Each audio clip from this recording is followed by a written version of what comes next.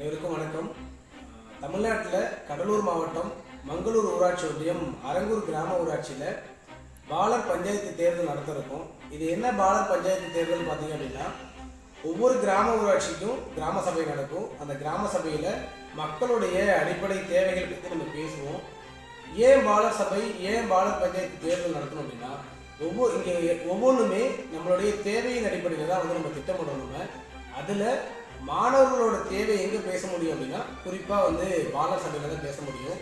அப்போது கட்டாயமாக ஒவ்வொரு கிராம ஊராட்சியும் பாலர் சபை நடத்தணும். அப்போ நம்ம பாலர் சபையில் ஏற்றக்கூடிய தீர்மானங்கள் எங்கே கொண்டு போகணும் அப்படின்னா, ஊராட்சி மன்றத்துக்கோ இல்லை மாவட்ட நிர்வாகத்துக்கோ தெரிவிக்கணும். அது எப்படி நம்மளால் தெரிவிக்க முடியும் அப்படின்னா, எப்படி ஒரு கிராம ஊராட்சிக்கு ஊராட்சி மன்றம் இருக்கோ அதே போலவே பாலர் சபைக்கும் நம்ம ஒரு மன்றம் உருவாக்கணும். அதுக்காகத்தான் நம்ம பாலர் பஞ்சாயத்து தேர்தல் நடத்துகிறோம். இதனுடைய நோக்கம் என்ன அப்படின்னு பார்த்தீங்க அப்படின்னா, ஒவ்வொரு கிராம ஊராட்சியும் தன்னிறைவு பெறணும். தன்னிறைவுங்கிறது எல்லா விஷயத்துலையுமே தன்னிறைவு பெறணும். அப்போ ஒரு குறைந்த கிராம ஊராட்சி கொடுக்கணும் அப்படின்னா மாணவர்களோட தேவைகளை உட்காந்து பேசணும். அப்போ அதுக்காக ஏற்பாடு பண்ணக்கூடிய ஒரு இடம் தான் பாலர் சபை. அப்போ அந்த பாலர் சபை மூலயமா பாலர் பஞ்சாயத்து தேர்தல் நடத்துகிறோம். இதனுடைய முக்கிய நோக்கம் என்ன அப்படின்னு பார்த்தீங்கன்னா, இந்த சமூகத்தில் சமூக மாற்றம் நடக்கணும். அது எப்போ நடக்கும் அப்படின்னா, ஒவ்வொருத்தவங்களோட பங்களிப்பு இருக்கும்போது தான் நடக்கும். அப்போ நம்ம எல்லாருமே பேசுவோம், கிராஸ் ரூட் லெவலில் விளிம்பு நிலையில் இருக்கக்கூடிய மக்களுக்கு எல்லாம் போய் கிடைக்கணும். அப்போ விளிம்பு நிலையில் இருக்கக்கூடிய மக்கள் அப்படிங்கிறது அது வயதானவங்களாக இருப்பாங்க, இளைஞர்களாக இருப்பாங்க, பெண்களாக இருப்பாங்க, மாணவர்களாக இருப்பாங்க. இப்போ எல்லாருக்குமான தேவை எல்லாருக்கும் போய் கிடைக்கணும். அதுதான் கிராஸ் ரூட் லெவலில் விளிம்பு நிலையில் உள்ள மக்களுக்கு கொண்டடையிறதுக்கான நம்ம வேலையை செய்கிறது. இது எப்படி நடக்கும் அப்படின்னா, நம்ம சொல்லுவோம் கம்யூனிட்டி டெவலப்மெண்ட், கம்யூனிட்டியை நம்ம வளர்ச்சி கொண்டு வரணும், சமூகத்தை மேம்படுத்தணும் அப்படின்னு நம்ம பேசுவோம். அது எப்போ நடக்கும் அப்படின்னா, கட்டாயமாக மக்களுடைய பங்களிப்பு, பீப்புள் பார்ட்டிசிபேஷன் இருக்கும்போது தான் அது நடக்கும். அப்போது கம்யூனிட்டி டெவலப்மெண்ட்டாக இருக்கட்டும் இல்லை பீப்புள் பார்ட்டிசிபேஷனாக இருக்கட்டும், இது எப்போ நடக்கும் அப்படின்னா, நமக்கு ஒரு ஆழமான புரிதல் இருக்கணும். இந்த சமூகத்தின் மேலே ஒரு நல்ல பார்வை இருக்கணும், சமூகத்தினை பற்றின ஒரு பெரிய புரிதல் இருக்கணும். அப்போ தான் இது நடக்கும். அப்போ இப்போ உள்ள காலகட்டத்தில் ஒரு வயதுக்கு மேலே வந்ததுக்கப்புறம் அவங்களுக்கு அது புரியுமானா அது புரியாது. அப்போது வளர்கிற குழந்தைகளுக்கு பள்ளி பருவத்திலேயே இதை நம்ம கற்பிக்கணும். அப்போது சமூகம்னா என்ன, நாடுனா என்ன, மக்கள்னா என்ன, நம்மளோட தேவைனா என்ன, அப்போது நமக்கான உரிமைகள் என்ன இருக்குது, நமக்கான கடமைகள் என்ன இருக்குது. நான் நாளைக்கு படித்து ஒரு அரசு அலுவலராக வரேன் அப்படின்னா எனக்கான வேலை திட்டம் என்ன, இந்த நாட்டில் இந்திய தேசத்தில் எனக்கு ஒரு குடிமகனாக எனக்கான கடமைகள் என்ன இருக்குது, எனக்கான உரிமைகள் என்ன இருக்குங்கிறத நம்ம தெரிஞ்சுக்கணும். அப்போது நம்ம சொல்கிற பார்த்தீங்களா, மக்கள் பங்களிப்போட. அப்போ அந்த மக்கள் பங்களிப்புங்கும்போது எனக்கான தேவையும் எனக்கான உரிமையும் எனக்கான கடமையும் நான் என்னைக்கு தெரிஞ்சுக்கணும், அன்றைக்கி தான் என்னால் அந்த பங்களிப்பு நாட்டுக்கு கொடுக்க முடியும். அப்போ தான் இந்த நாடு மாறும். அதுதான் நம்ம யோசிக்கிறது. சமூகம் மாற்றம் அப்படின்னு பேசுகிறோம். அதுக்காக உருவாக்கப்பட்டது தான் பாலர் சபை, பாலர் பஞ்சாயத்து தேர்தல். எங்களுடைய அரங்கூர் கிராம ஊராட்சி நாங்கள் என்ன பண்ணியிருக்கோம் அப்படின்னா, இந்த மன்றம் நிர்வாகம் மட்டும் போதுமா அப்படின்னா போதாது. அதுக்கு கூடுதலாக நாங்கள் தேர்தல் வைக்கும்போது ஒரு தலைவர், ஒரு துணைத் தலைவர், 9 வார்டு உறுப்பினர்கள் தேர்வு பண்ணோம். அப்போ தேர்தலில் தோல்வி பெற்றிருப்பாங்க. அப்போ அவங்களையும் நம்ம என்ன பண்ணணும் அப்படின்னா, இந்த நிர்வாகத்துக்குள்ளே கொண்டு வரணும்.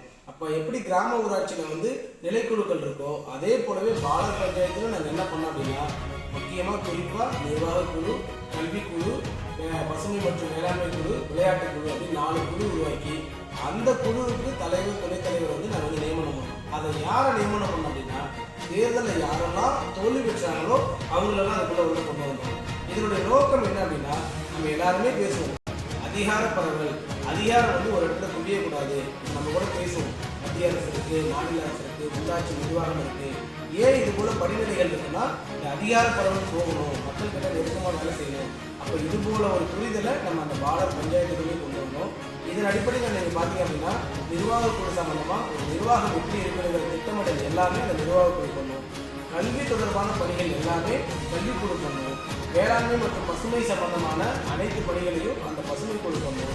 விளையாட்டு குழு விளையாட்டு சம்பந்தமான பணிகள் செய்யும். இதில் குறிப்பாக உங்களுக்கு சொல்லணும் அப்படின்னா, நீங்கள் இதில் என்ன சமூகத்தில் மாற்றத்தை கொண்டு வர போகிறீங்க, இந்த குழுக்கள்லாம் என்ன பண்ண போகிறாங்க, இந்த பாலர் பஞ்சாயத்து என்ன பண்ண போகிறாங்கன்னு ஒரு கேள்வி இருக்கும். ஒரு உதாரணம் சொல்லிடுறோம், விளையாட்டு குழு. இந்த விளையாட்டு குழு என்ன பண்ணுது அப்படின்னா, இப்போ நம்ம எல்லாருமே இந்த காலகட்டத்தில் என்ன சொல்லிக்கிட்டு இருக்கோம் அப்படின்னா, எல்லா பசங்களுமே மொபைல் வச்சுட்டு உட்காந்துக்கிறாங்க. எல்லா பசங்களுமே வீட்டை விட்டு வெளியில் போகிறதில்ல, எல்லாருமே மொபைல் ஃபோன்லேயே விளையாடுறாங்க. இப்போ யாருமே உடல் ஆரோக்கியமாக இருக்கிறதே இல்லை அப்படின்னு குற்றம் சாட்டிக்கிட்டே இருக்கும். அப்போ நம்ம என்ன பண்ணுறோம் அப்படின்னா, இந்த மாணவர்கள் அந்த மொபைல்லேருந்து வெளில கொண்டு வந்து விளையாடுறதுக்கு மைதானத்தை கொண்டு போகும்போது, தெருக்களுக்கு கொண்டு வரும்போது தானாகவே அவங்களுக்கு என்ன ஆகிடுது அப்படின்னா, அந்த உடலுங்கிறது வலிமை பெறும். அவங்களுடைய மனசும் வெவ்வேறு சிந்தனைகளுக்கு போகாமல் நல்ல சிந்தனைகளுக்கு வரதுக்கான வாய்ப்பு இருக்குது. இது போல தான் நம்ம வந்து ஒவ்வொரு குழுக்களையும் வந்து நம்ம செயல்படுத்துகிறோம். எல்லாரும் சொல்கிறோம், ஊரில் வந்து குப்பைகள் இருக்குது, பிளாஸ்டிக் இருக்குது, சாக்கடை இருக்குது. அப்போது சுத்தம் சோறு போடுன்னு சொல்கிறதுக்கு நிறைய ஆட்கள் இருக்குது, ஆனால் அதை சுத்தம் பண்ணுறதுக்கு ஆட்கள் இல்லை. அப்போ நம்ம அங்கே தான் நம்ம என்ன பண்ணுறோம் அப்படின்னா, அப்போ சொல்கிறத விட செயல் தான் முக்கியம். அப்போ நாங்களே நாங்கள் பொறுப்படுத்துக்கிறோம். அப்போ எங்கள் கிராம ஊராட்சியில் இருக்கிற பிளாஸ்டிக் பேப்பரை நாங்களே பொறுக்கிறோம். அதே போல் மரங்கள் தேவை, மரங்கள்லாம் வெட்டிக்கிட்டே இருக்கிறாங்கன்னு நம்ம சொல்கிறோம். ஆனால் அந்த மரங்கள் ரொம்ப அவசியங்கிறது நம்ம என்ன பண்ணுறோம் அப்படின்னா, இந்த குழந்தைகளோட பிறந்தநாளுக்கு ஒவ்வொரு குழந்தைகளோட பிறந்தநாளுக்கும் மரக்கன்று வைக்கிறோம். பெரிய பெரிய தலைவர்களுடைய நாளுக்கு நம்ம வந்து மரக்கன்று வைக்கிறோம். இப்படி சமூக மாற்றம் அப்படிங்கிறத நம்ம கிட்ட இருந்து தொடங்குறோம். இதுதான் வந்து இந்த பாலர் பஞ்சாயத்தோட நமக்கு நோக்கம். இது போல தான் கல்விக்குழு வந்து கல்வியில் பல பணிகள் செய்கிறாங்க. பேசுறதுக்கான திறமையை வளர்க்குறதா இருக்கட்டும், தினந்தோறும் அதிகார அற்புதம் அப்படின்னு சொல்லிட்டு அவங்க வந்து ஒரு இணையவழி கலந்தாய்வு கூட்டம் நடத்துகிறாங்க. புதிய புதிய தலைப்புகளை தினமும் படிக்கிறாங்க. அவங்க 10 மாணவர்கள் கூட பேசுகிறாங்க. தினமும் பல விஷயங்களை கற்றுக்கிறாங்க. இப்படி இதெல்லாம் நடக்குது. அதே போலவே நிர்வாகக்குழு, ஒரு நிர்வாகம் வெளியில் எப்படி போகணும், எப்படி ஒரு திட்டமிடல், ஒரு தலைமைத்துவ பட்டறிவு பயணம் போகணும், ஒரு தலைமைத்துவத்தோடு செயல்படணும் அப்படின்னா அந்த நிர்வாகக்குழு அதுக்கான பணிகளை செய்யுது. இப்படி ஒவ்வொருத்தவங்களும் அந்த அதிகாரத்தை பிரிச்சுக்கிட்டு அவங்களுக்கான பொறுப்புகள் இருந்துட்டு அவங்க வேலை செய்கிறாங்க. இதுதான் பாலர் சபை, பாலர் பஞ்சாயத்து. குறிப்பாக இந்த காணொலி பதிவு எதுக்காக நாங்கள் பதிவுறோம் அப்படின்னா, இப்போ வருகின்ற 26, 27ஆம் ஆண்டிற்கான பாலர் பஞ்சாயத்து தேர்தல் அரங்கூர் கிராம ஊராட்சி நடக்க போகுது. அதுக்கான தேதிகள் மற்றும் குழந்தைகள் பங்கேற்கணும் அப்படிங்கிற விஷயத்தை வந்து முன்னிறுத்தி தான் நாங்கள் வந்து இந்த பதிவு எழுதுனாங்க. வருகின்ற டிசம்பர் 21ஆம் தேதியிலிருந்து 25ஆம் தேதி வரையும் வேட்புமனு வாங்கி வேட்புமனு தாக்கல் பண்ணிக்கலாம். அது நேரம் பார்த்தீங்க அப்படின்னா, இந்த 21லேருந்து 25 வரையும் மாலை 4 மணிலேருந்து 6 மணி வரையும் தினந்தோறும் நீங்கள் பண்ணிக்கலாம். நீங்கள் அதுக்கான தேர்தல் ஆணையக்குழு நியமனம் பண்ணியிருக்கு. அவங்க அரங்கூர் கிராம ஊராட்சியில் வந்து இங்கே இருப்பாங்க. அடுத்தது 26ஆம் தேதி காலையில் 10 மணிலேருந்து மதியம் ஒரு 1 மணி வரை என்ன பண்ணுறோம் அப்படின்னா, வேட்புமனு பரிசீலனை பண்ணுறோம். யாரெல்லாம் வேட்புமனு கொடுத்தாங்களோ அந்த பரிசீலனை பண்ணி நம்ம சொல்கிறோம். அடுத்தது அந்த 26ஆம் தேதி சாயந்தரம் 4 மணிலேருந்து 6 மணி வரையும் யாராவது தேர்தலில் வந்து போட்டியிடலை, எனக்கு விருப்பம் இல்லை அப்படின்னு என்ன பண்ணாங்கன்னா வேட்புமனு திரும்பப்பட்டிருக்கும். அது சாயந்தரம் 4 மணிலேருந்து 6 மணி நடக்கும். அடுத்ததாக பார்த்தீங்கன்னா 27ஆம் தேதி காலையில் 10 மணிலேருந்து 1 மணி வரை தேர்தல் பிரச்சாரம். இப்போ கடந்த ஆண்டு நடந்திருக்கு, நீங்கள் பார்த்துருக்கீங்க. அதே போல் மாணவர்கள்லாம் ஒரு இடத்துக்கு வந்துடுவாங்க. நீங்கள் நம்ம வந்து தேர்தல் பிரச்சாரம் பண்ணுவாங்க.